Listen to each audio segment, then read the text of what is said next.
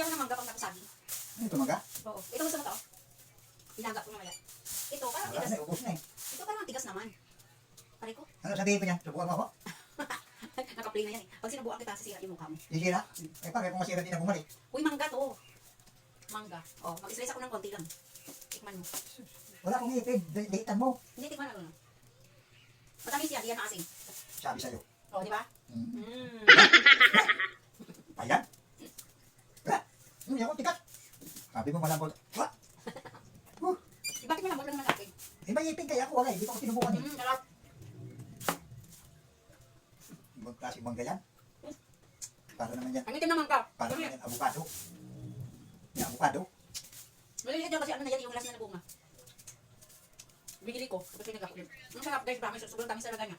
Mukbang kayo hanggang ngayon. Hindi na yun, hindi na ito hihiwain, pagdating na lang. Yan. Sarap. Pinang mulan. Mulan-mulan, bagyo. Si ano? Tatlo yung sunod na pagkakas. Si ano yung bagyo? Si sino yan? Pinang mo. Si... Silvia tayo. Si Luis! Ha? Luis! Si Luis. Luis! Luis Manzano. Guys, gusto niyo ba yung manggang hilaw? Tignan naman mangga namin. Ang itim. Pero matamis siya. Matamis na maasim. Masarap.